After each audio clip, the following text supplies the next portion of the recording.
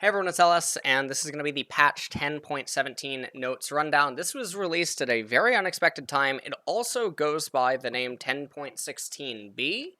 It's, I think, the shortest patch that I ever recall running down, so we're just going to get right into it. It's super simple. This is not the World's patch. The World's patch, I believe, is 10.18, so we still have some potential change for what the meta shift could have coming for us. We take a look at the keys here. Caitlyn, Evelyn, Hecarim, Lux, Kiana, Sona, and Yone are going to be getting nerfed. Aatrox, aka Aatrox, aka Trox, aka whatever you want to call him. Gragas, Kaisa, and Varus and Xayah are also getting buffed. So you use the key, it basically tells you like what's going on, and it looks like Caitlyn is just a problem pretty much everywhere, which is pretty interesting. I'll get into that when we get to it. So, Aatrox. Our bonus damage ratio increased later. Aatrox is on the fringes of pro play, hanging on for dear life. Since he's restrained in that MMR, he has room for us to push him into a much better state for all players. World Ender, bonus damage ratio, 0.2 to 0.3 total AD to 0.2 to 0.4 total attack damage. So he ends up probably getting, like, what, a pickaxe or something late game in terms of extra benefit, which I guess is somewhat nice. Is it going to magically make him come back into the meta? No. I mean, this also does equate to some extra healing, though, in the later stages of the game, which converts to EHP. So this isn't just a damage buff, because remember, when Aatrox is dealing damage, he's healing more. So it's also an HP buff in addition to damage, just because of the nature of Aatrox. So that's some of the hidden text that's going on with him. It's not going to propel him back into the meta. This is not going to hopefully put him on people's radar. He's going to need more help than this in order to actually become back to old Aatrox, I guess, in 2019 or something. So probably don't expect to see him, although some people might start blinding him again, forgetting why they dropped him in the first place. Caitlyn. Base movement speed decreased, 330 to 325. She's still going to be powerful. Caitlyn was a champion that was mostly just slept on. She had a lot of indirect buffs towards her, as well as having all the marksmen around her get continuously hit for so many patches. And that's what's basically driving her to coming into the meta. Ashe rising up is a way to try to answer her. AP Kog'Maw is coming in. Jinx is now starting to make somewhat of a resurgence. And this is just how the meta operates and how people have to understand that it's how it operates. It's not always that the champion's buffs or nerfs are super massive that swing them in and out of the meta, but it's also what's happening to other champions around them. When every champion just starts getting very weak, the champions that aren't getting touched at all are just going to become powerful in that role. So with Senna, Aphelios, Ezreal, and all their friends just constantly getting hit over and over and over, it's only, you know, a short amount of time until some of the crit marksmen start eventually coming back, because these other marksmen with a lot of tools in their kit suddenly become a little bit weaker. Evelyn. Q dart and spike base damage decreased. So our changes last patch gave her a lot of new power in the jungle, so we're reeling back some of the damage that we gave her earlier in 10.8. Q hate spike damage. Dart is down by 5 per level, and spike damage is also down by 5. So this isn't the end of the world, because Evelyn got a lot of new dueling potential with her reduced cooldown on Q in the early stages, and that actually matters a very big amount in early 2v2s, early 1-on-1s, early 3-on-3s, skirmishes in general. So those are really big buffs to Evelyn, and losing this kind of damage is not changing why you're playing her. She already received massive amounts of help, and much like some other champions, she also benefited from the fact that other junglers were getting hit around her, so she's still in a really good spot.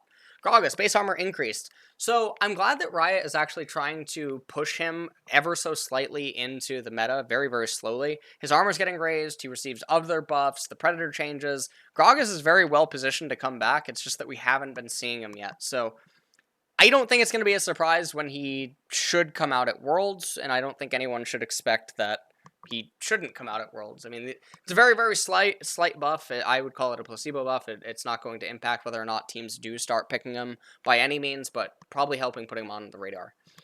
Hecarim, E bonus movement speed maximum reduced. Devastating charge, 25 to 100% over the first 3 seconds, with 4th second at maximum value. 25 to 85% over the first 3 seconds, with 4th second at maximum value. So he's still buffed from the initial buff that he received. So even though they're dialing it back a little bit, it looks like Riot is deciding that he's in a pretty okay spot, and I think he's in a pretty okay spot as well. So I think this is one of the more fair balance changes that they've been going for. Kaisa.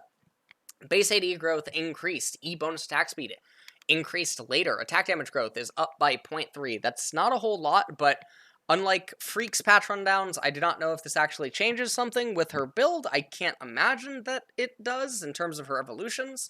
Perhaps it does, and that's why they're doing it, but again, I do not know off the top of my head. E supercharge, bonus attack speed, 40 to 60% to 40 to 80% is actually quite big in the later stages of the game for sure. Kai'Sa's a champion that is conditional. She really needs things to be present for her in the game, and with the way that the marksman changes, as well as the mid lane meta, top lane meta, and all of these things are sort of going, Kai'Sa is not looking like she's positioned to actually come back, at least not at this Worlds, especially not if this is the only change that she's going to end up receiving.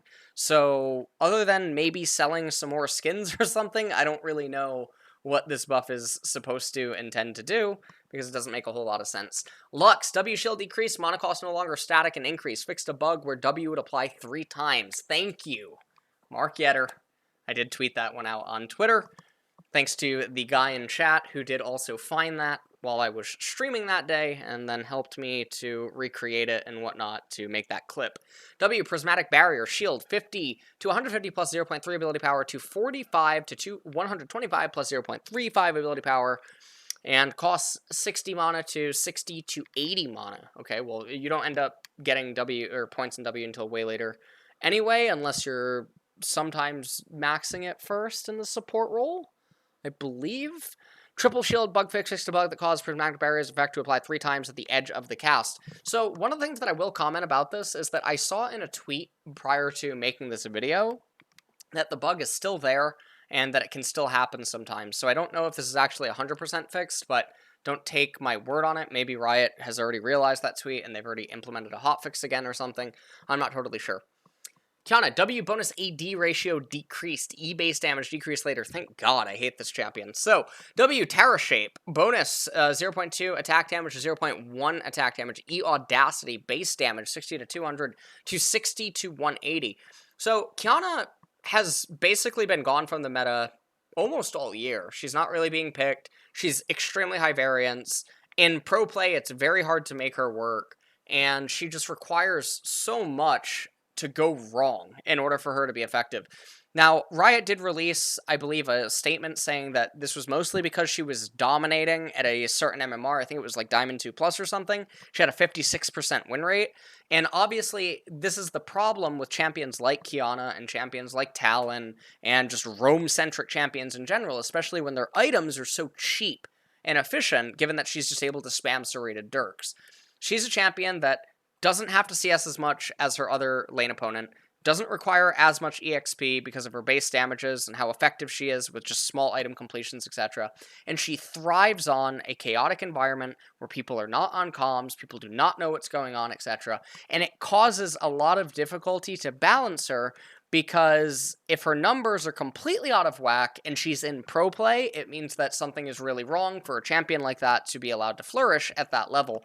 But then in solo queue, it's very difficult to balance as well, because there's all of these very difficult to juggle variables that are going on inside of a game that are so constant in such a chaotic environment that she can seem broken even when her numbers are really not broken, but it's mostly because of the level of play that she's being surrounded by.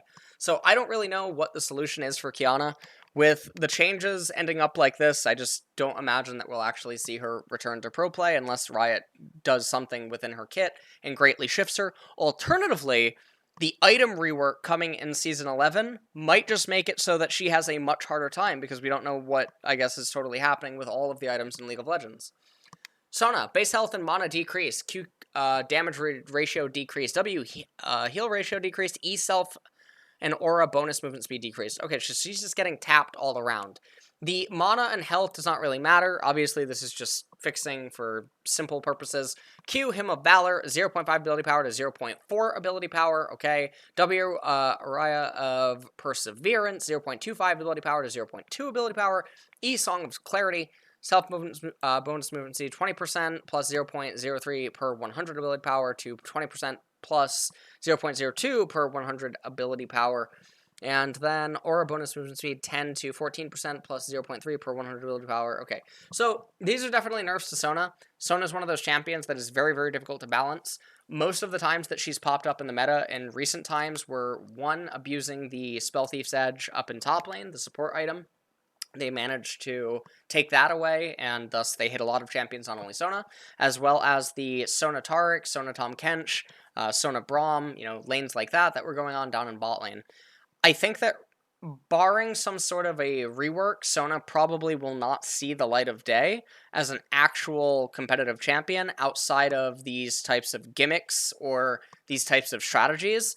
And if you are going to be picking these types of strategies, I don't think that these changes are necessarily going to gut her ability to do them, because these type of numbers are not what would dissuade you from picking them whatsoever. So, barring some sort of a rework, I think Riot has basically decided that she won't actually just ever be a standalone champion on her own without, again, those type of gimmicks. Varus, base attack speed growth increased. Attack speed growth 3 to 4%.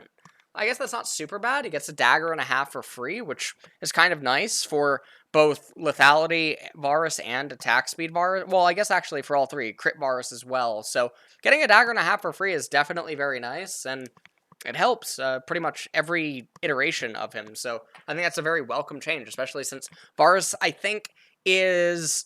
I've had this conversation with several pro players. I think that people greatly underestimate how good Varus can still be. The issue is that he can't just lane kingdom every single marksman down in bot lane anymore, and that is causing some, I guess, resistance towards playing him. But if you get him into mid and late game, he's still the Varus of old, and doesn't make any sense why people would not want to approach him with that kind of a mindset. So I think that Varus will probably end up having a resurgence similar to Caitlyn further down the line, where people just remember that he exists. But also you have to pay attention to him as long as surrounding marksmen continue to get hit. Xayah, base AD growth increase, base stats, attack damage, 2.9 to 3.5. So this isn't super big. Xayah is also a conditional hyper carry, where she requires opponents to really be coming into her. She's very heavy in the sense that she needs a lot of items and a lot of gold, and she needs a lot of time. So even though we've been seeing some instances of Xayah Rakan and some people utilizing them to try to make that a successful duo again down in the bot lane, they've even been blinding it sometimes, R1, R2, B2, B3, inside of the draft phase and pro play.